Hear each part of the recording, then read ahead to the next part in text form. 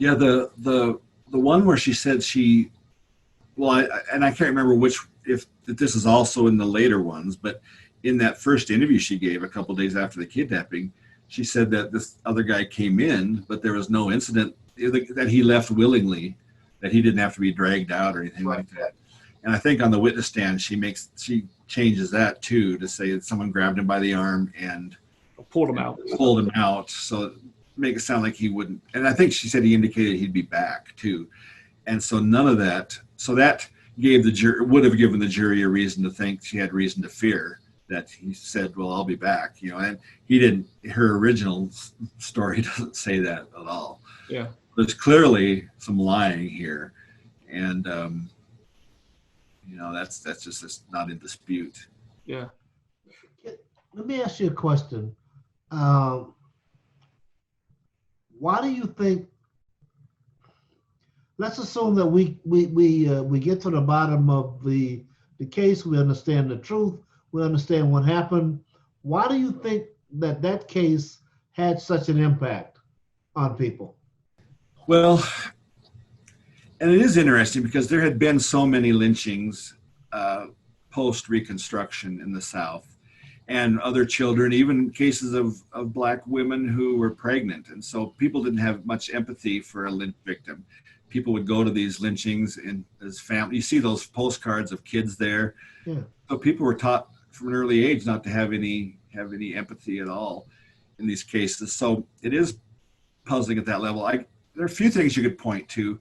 There were the anti-lynching efforts of the NAACP and Ida B. Wells. Ida B. Wells, yeah.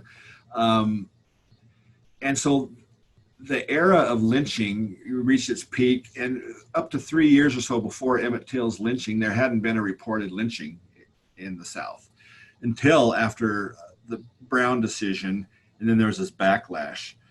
And so, and then, Reverend George Lee is killed, who's active in voter registration, and Lamar Smith on the steps of the courthouse just 2 weeks before Emmett Till.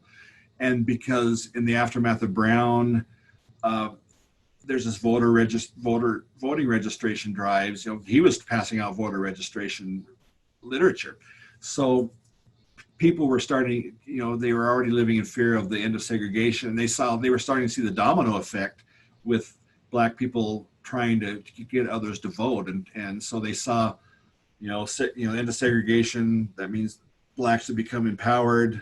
They're showing that here because they're trying to get people registered to vote.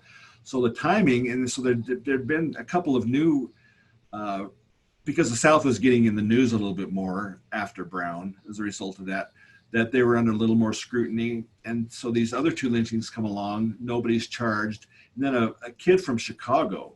So the fact that he was a child, even though there'd been child lynched in the past, it was kind of an era where people weren't used to this, and people starting to kind of have to deal with this all over again. So it's kind of fresh news now if there's a lynching. And the fact that he was a child and from Chicago made a difference because the Northern press reported it and the Black press in the North. And so it kind of forced the South to deal with it, or to have couldn't just ignore it. And the fact that his mother, as Levon said, put his body out there for everybody to see, that was a big moment, because seeing what happened to Emmett Till, not just seeing that he was lynched or that seeing he died as a result of a hate crime or racism, you got to see what it looked like. And as she said, she could never explain that. The whole world needed to see what she saw. And that had a big impact. That changed everything. Right. Yeah. And so this launches people into the movement, or it sticks with them long enough that when they are coming of age into college, it becomes that galvanizing force that changes that. I mean, and even Rosa Parks is quoted as saying, or at least, I don't know if it's a direct quote or not, but that she was thinking of Emmett, which would have made sense because it was, at least T.R.M. Howard was speaking up there just the week before or so. Yeah, like Sunday before she got on the bus. And Levon, maybe you could answer this one for me too. And when we talk about Emmett Till case propelling the civil rights movement, as I put in the title, is the subtitle of the book.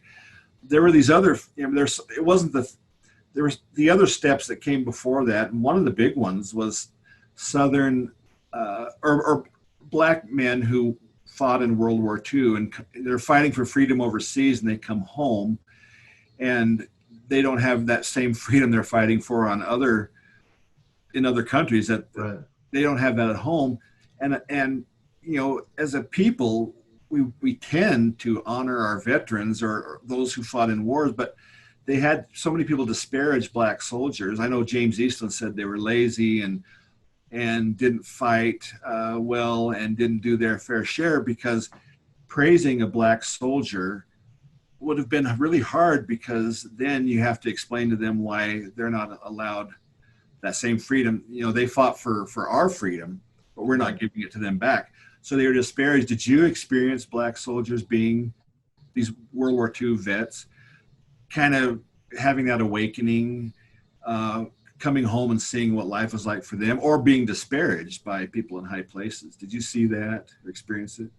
In Mississippi, I think a lot of them came home thinking they would. I think a lot of them went to war for two reasons. One of them was that they felt they would be treated differently when the war was over. And I think part of it, they really felt that for some reason, America was their country, and it had a duty to fight for it. So I think that that's what got them there.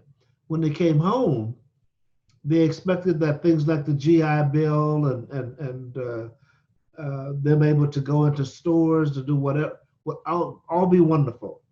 They would all be treated like human beings, and that's not what happened, South or North. So I think that people were disappointed in how they were dealt with. People used to wear their uniforms when they came home, black men, thinking that meant something.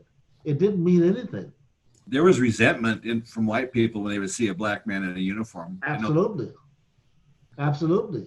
And I don't know why, to this day, I struggle with why a lot of them didn't just stay in Europe, or why they ever went at all, or any of that. And I still struggle with that because of the way they were treated when they came home. And I saw an article about the code talkers. The same thing happened to them. They live on reservations. They're not treated well. So I watched them just slowly. They won't even my own man, whom I didn't like. I might as well be honest about that. But they don't even talk about it. What happened to them? And they don't talk about it because there was nothing for them to be proud of.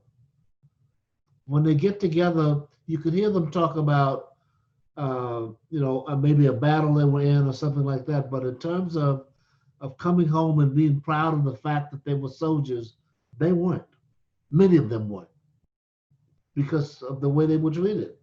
So I mean, the message is sent home clearly before you leave for war, and then when you come back, that this is not your America.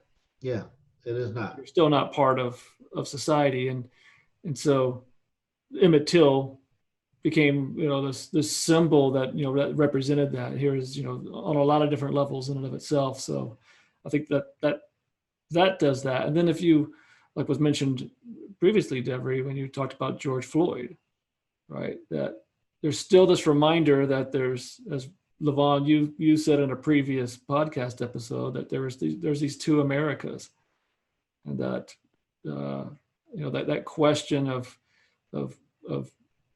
why should I be a part of this America if this part of America doesn't want me? But then you see what happens. So you see what happens to an Emmett Till, you see what happens to a Trayvon, you see what happens to a George Floyd, and that creates that fire to fight for that freedom.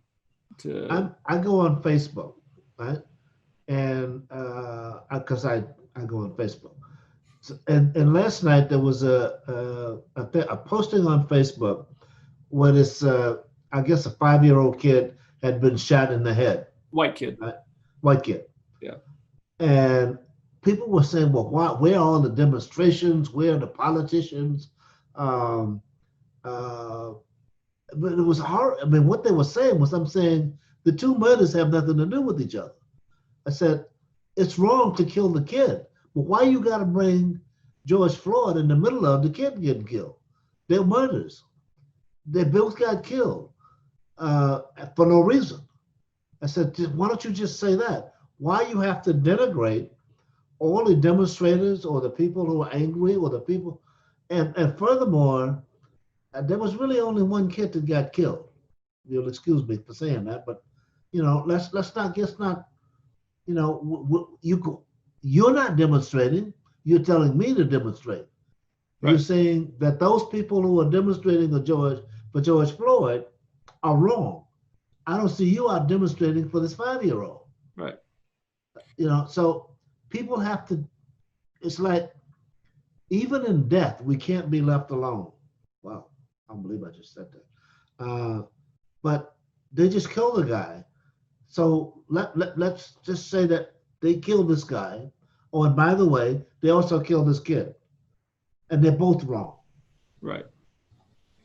But there's different levels of being wrong on that as well. I mean, wrong is wrong, but the fact is that George Floyd was killed by the police and the state apparatus. That's him to do that. Whereas this 5-year-old child was killed by a neighbor.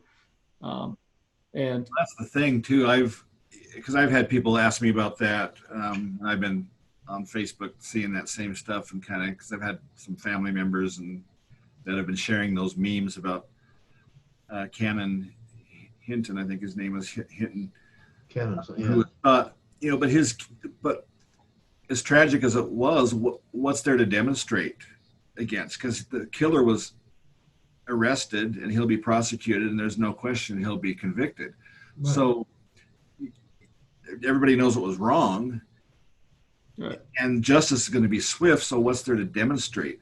When there's a systemic issue, like with the George Floyd, or so many black men get killed and then the killer isn't brought to justice forever. It takes forever to arrest them even, and that's what people are protesting about. Right. And so if it's a systemic issue, then any black man has to live in fear to some degree about this happening to them, because random acts are different than targeted systemic issues. Right. That's why demonstrations are appropriate here, because it's a whole different thing. It doesn't lessen the tragedy of the other killings at all. Right. Exactly. But those are being taken care of.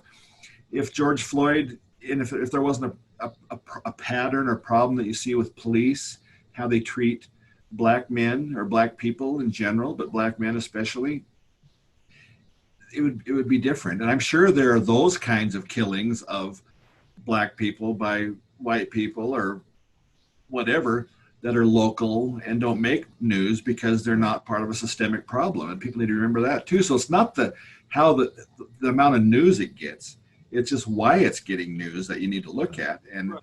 Systemic problem, then it's a whole different ballgame. Right.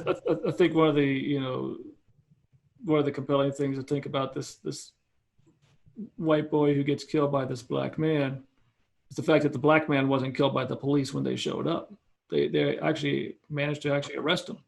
Right? I was really surprised at that. Yeah. Quite frankly. But again, you kind of come back to this thing that, just like you were talking about, very, very much earlier on, Devery, is while Emmett Till trial is getting all this attention and so forth, that, well, what about the 3 white kids that were killed that weren't, that no one has said anything about, taking place in Mississippi. So it's here we are again, seeing these parallels all these years later. Someone's got to bring up something. Well, what about us? It's like, well, wait a second. This is, us meaning white people. This is a different narrative than what's going on with an Emmett Till, with a Trayvon, with a George Floyd, Breonna Taylor, and so forth. So that's why we can never solve the problem, because we treat them as different, and they're not. They 2 people died. Now let's deal with why this one died, and then we'll deal with why this one died. We can't. It's not a 1-for-1. Mm-hmm. So the little boy got killed. I feel bad about that. This got nothing to do with the fact that George Floyd sat there for 8.5 minutes with a policeman with his knee on his neck. Mm-hmm. What does one thing have to do with the other? And the reason we can't solve the problem is because, once again, the majority says you're about to get something that we're not getting. You don't get justice until we get justice. Right. That's why we can't solve the problem, because the discussion ends up being the wrong thing. Why are we talking about what does it matter that a 5-year-old kid got shot and George Floyd got slaughtered? And by the way, people are demonstrating. They're not just demonstrating for George Floyd; they're demonstrating from a history, because of a history of this happening. Right. That's why they're demonstrating. And why are you asking me to demonstrate when you should be out there? If it bothers you enough, don't ask me why people are demonstrating for him. Go out there and demonstrate for the boy. Right. Let's demonstrate for both. And it's compelling that, with the murder of Emmett Till and the demonstrations that did take place, and a movement that was created from that as well, that 50 plus years later, we're still dealing with the same issues. Right. We still have more Emmett Tills that are out there. So what is the lesson, Devery, from all the work that you've done to study the 10 years, and obviously it's been several years since the book came out, but for you as an expert on Emmett Till, one is why did you, at the end of the day, why did you write the book? And then two, what do you feel is the lessons that you really want people to take away from the story of Emmett Till, the true story of Emmett Till? Well, a few things, I guess. When you think of what these men did to Emmett Till, grown men viciously murdering a 14-year-old, throwing his body in the river, not caring about the loss his mother was gonna, in the morning she was gonna go through, that you could go home and go to bed after that. What brings people to be able to do something like that? What kind of hatred is it? Just and when they talked about it, of course, they were using racial slurs, and they talked to Huey, and it was all about race, him not staying in his place, this and that. And the fact that people can rally behind killers because losing their way of life was more important to them than the life of a 14-year-old. These are human beings doing this that can get worked up for whatever reason to be able to do unspeakable things and justify it. These aren't just, in the case of Milan Bryant, these are a case of a couple of killers and those who were involved with them in kidnapping and killing Emmett Till. But the society that justified and went to bat for them, these were doctors, lawyers, preachers, upstanding citizens, by all other accounts. But they let themselves get to that point of the life that they backed them. So they were, complicit in this, in that sense, that they were fine with the life of a 14-year-old boy being snuffed out for this greater cause of preserving segregation. So it tells me what people can let themselves, the level that people can fall to and not realize it and justify it. And they can walk around with a clear conscience. So that tells me one thing, and then it gives us something to measure where we're at now. In the aftermath of the George Floyd case, for instance, we saw a lot. The one thing that hit me right away was how many people were now saying Black Lives Matter who never said it before, wouldn't have said it before. Yeah. But this one woke a lot of people up, kind of like the Emmett Till case did. There'd been all these other cases of Trayvon Martin, Tamir Rice, who was just a little boy with a play gun that was just shot dead. And the Aubrey case, too, which is still pending. But, these men, it took forever to arrest these men, and he's just lynched by these men, in the street. And all this other stuff. But then suddenly the George Floyd case woke everybody up, just like all the lynchings prior to Emmett Till. To the extent they were known, it bothered some people, some they didn't. But then Emmett Till comes along and seems to wake everybody up. George Floyd woke people up, but at the same time, we're seeing a similar backlash too. that we saw in the aftermath of Emmett Till. I'm seeing more racist memes online by people that I thought I had respect for, and I couldn't believe some of these. You know, they're doing this comparison, the 5-year-old, and trying to emphasize that he was killed by a black man. They, you know, the meme scratches out man and puts black on there to emphasize. So it's like suddenly they have an excuse to let all this rage they've been holding in come out, and they feel justified to do it. They're not shy about saying things that are very obviously blatantly racist. Right. So the same time we wake up, it always seems to generate those who've been pretending to not be racist or to pretending to be going along with society, that now they have their chance to let it all out. And we see the ugliest things we've seen. And again, it's people who you walk around as respectable people at some level that are letting all this ugly stuff come out. So it tells me we haven't moved as far as we should have, by a long shot. And the Emmett Till case, it's just the same stuff. Everybody, you know, the people at the time of Emmett Till were saying it wasn't a race crime. It could have happened to anybody. Or what about so-and-so and so-and-so? You're not hearing about them. Right. Nowadays, everybody looks back on Emmett Till, even the most conservative voices out there, you know, because I've seen Glenn Beck, even people like him say, yes, it was an ugly race crime, but these ones today aren't. And I've said this is the first time I've said this one. It's just that with history, sometimes it takes time and perspective, obviously, to really grasp it. That's why people can look back at Emmett Till and say it was a race crime. It was an ugly one, but we're not that way anymore. We don't let those things happen. That's what you hear the most conservative voices say. They admit that happened then, but not today. What they haven't faced yet is the time and perspective to deal with things like George Floyd and Tamir Rice and all these. And I would rather learn right away from our past and not have to wait 50 years to reassess what these cases mean. We need to look at them now, because if we always have to wait 50 years to come to an agreement, yeah, that was bad, we're never going to get past this. We need to learn. That's how we learn from history. We don't, you know, we learn from history with time and perspective, but it should help us understand our present a little bit better and not have to wait so dang long. And those are the lessons we refuse to learn collectively as a group of people, as human beings. And we need to learn from this stuff and learn from it now. We don't have time to keep having these same arguments and having some other case come along that wakes a portion of us up and turns the rest of us into rabid, ugly people, you know. And I don't have an answer really, other than we just need to do it. We need to learn from our past, but we need to all get on board with that.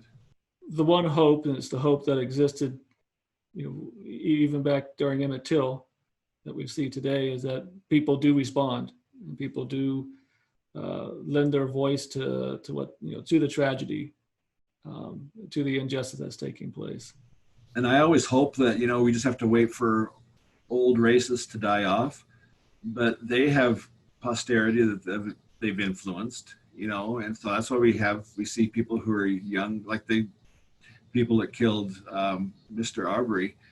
It was a father and son, you know, and you just teach that stuff on to next generations. And so I don't really have that hope that we'll that when the older ones die off, it'll be over with, because then they teach the younger ones and they become old and teach the younger ones. And so maybe there'll be a slowly, you know, but much too slow for what we need as a society. You know, we can't afford. I think the old ones, what we need is for the old ones to die off sooner.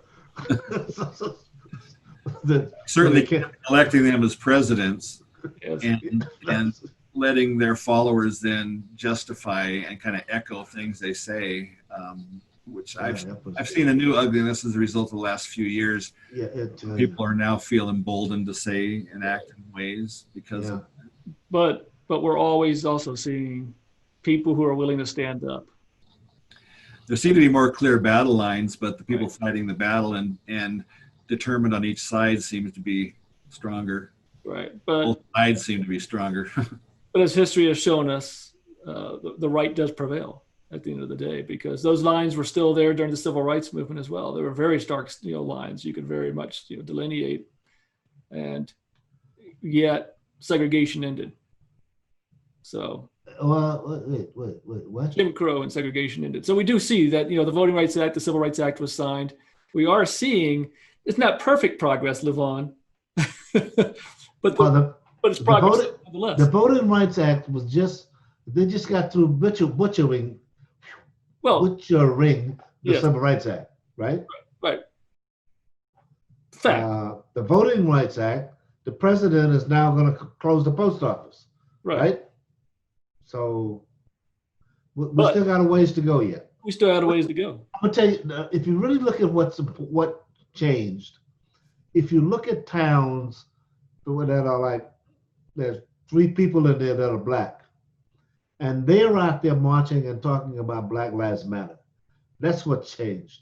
That more people have seen that they need to do something. White people, that we can do this together. And it's the first time, I think, in history that a lot of people have tried to do stuff together. Their English needs some little work, but I think that's what's encouraging, that there are enough people who are different colors, red, white, black, working together to try to solve this. And quite frankly, I think it's because of timing. The epidemic, all the white kids that went to college now find out that everybody's been lying to them, so they're pissed off. George Floyd gets killed, so they don't like that.